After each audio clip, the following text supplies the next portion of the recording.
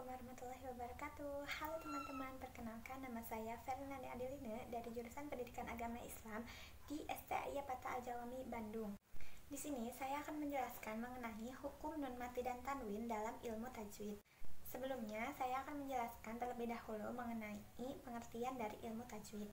Tajwid berasal dari kata jawada yujawidu tajwidan yang artinya membaguskan atau membuat jadi bagus. Adapun menurut istilah, ilmu tajwid adalah ilmu yang mempelajari tentang sifat-sifat huruf, tempat yang timbul oleh sebab-sebab tertentu yang lahir dari hubungan antar huruf. Nah, hukum mempelajari ilmu tajwid ialah fardu kifayah, di mana tidak setiap orang diwajibkan untuk mempelajari ilmu tajwid secara mendalam, tetapi cukup diwakilkan oleh beberapa orang saja dalam satu kaum. Jika tidak ada seorang pun yang mempelajari ilmu tajwid dalam satu kaum, maka satu kaum tersebut itu mendapatkan dosa. Sementara itu, hukum membaca Al-Quran dengan menggunakan kaidah ilmu tajwid ialah fardu ain atau kewajiban pribadi. Apabila seseorang membaca Al-Quran tanpa menggunakan kaidah ilmu tajwid, maka hukumnya berdosa. Nah, itu artinya sangat penting bagi kita untuk mempelajari ilmu tajwid secara mendalam. Kita langsung saja ke pembahasan ya, selamat menyaksikan. Hukum nun mati atau tanwin ialah apabila nun mati atau tanwin bertemu dengan huruf-huruf hijaiyah, yaitu dari mulai alif hingga ke ya. Maka akan menimbulkan 4 hukum bacaan. Yang pertama, izhar, yang kedua, idgham, yang ketiga, iqlab, dan yang keempat, ikhfa. Yang pertama yaitu izhar. Izhar menurut bahasa artinya jelas atau terang. Sedangkan menurut istilah, izhar adalah bacaan jelas, terang, dan tidak berdengung sedikit pun. Izhar yaitu ketika nun mati atau tanwin bertemu dengan huruf-huruf izhar.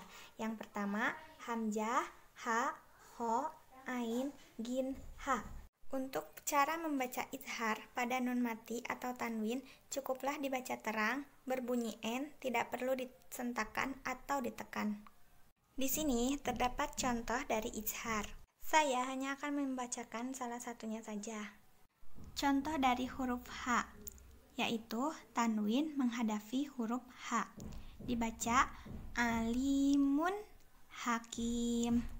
Contoh yang kedua yang akan saya bacakan yaitu dari huruf ain. Di sini contohnya nun mati menghadapi huruf ain. Dibaca min ilmi. Ulangi, dibaca min ya, jelas, min ilmi. Hukum bacaan yang kedua yaitu idgham. Idgham menurut bahasa artinya memasukkan atau mencampurkan. Adapun menurut istilah, idgham adalah membaca 2 huruf yang dicampurkan dengan cara memasukkan huruf pertama ke dalam huruf kedua. Idgham yaitu ketika nun mati atau tanwin dimasukkan atau dicampurkan sehingga menjadi lebur ke salah satu huruf idgham. Huruf idgham ada 6, yaitu ya, ro, mim, lam, wawu, dan nun. Jika disatukan menjadi yarmaluna. Idgham terbagi menjadi 2. Yang pertama, idgham biguna, dan yang kedua, idgham bila guna. Untuk huruf idgham biguna ada 4, yaitu ya, nun, mim, dan wawu. Jika disingkat menjadi yanmu. Sedangkan untuk huruf idgham bila guna ada 2, yaitu lam dan ro. Jika disingkat menjadi lari.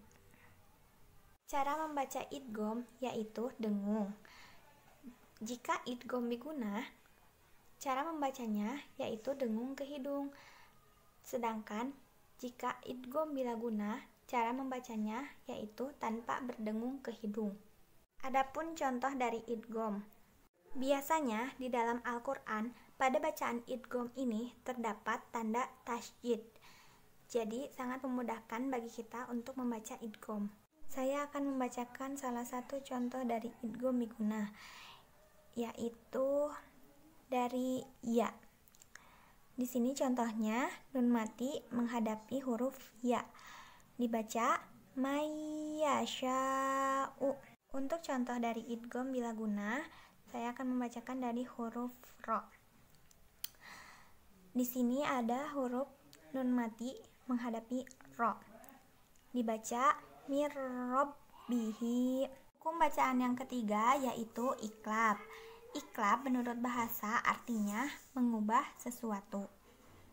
Adapun menurut istilah, iqlab yaitu cara membaca nun mati atau tanwin yang bertemu dengan satu huruf iqlab, yaitu ba.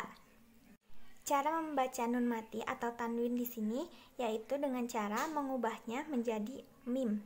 Di sini terdapat salah satu contoh iqlab, yaitu nun mati menghadapi ba, dibaca mim ba di. Nah, biasanya pada Al-Qur'an pada bacaan iqlab selalu ditandai dengan huruf mim kecil di atasnya, sehingga memudahkan kita untuk membaca hukum iqlab ini. Yang terakhir atau yang keempat yaitu ikhfa. Ikhfa menurut bahasa artinya samar. Sedangkan menurut istilah, ikhfa adalah menyamarkan atau menyembunyikan bunyi nun mati atau tanwin jika bertemu dengan salah satu huruf ikhfa. Ikhfa di sini terbagi menjadi 3, yaitu ikhfa akrob, ikhfa ausat, dan ikhfa ab'ad. Ikhfa yaitu apabila nun mati atau tanwin bertemu dengan huruf-huruf ikhfa. Huruf ikhfa ada 15, yaitu ta, sa, jim, dal, zal, jai, sin, shin, sod, dod, to, zo, fa, qaf, kaf. Huruf ikhfa yang 15 terbagi lagi ke dalam 3 bagian. Yang pertama, ikhfa akrob. Hurufnya ta, to, dan dal. Yang kedua, ikhfa ausat.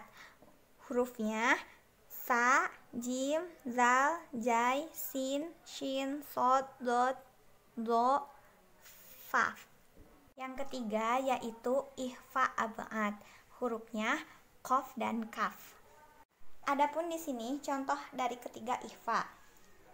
Sebelumnya, cara membaca ikhfa yaitu antara izhar dan idgham, atau antara bunyi n dengan bunyi huruf yang ada di hadapannya, tetapi pada umumnya berbunyi ang dengan dengung. Membaca ikhfa juga diharuskan untuk ditahan selama 2 harokat.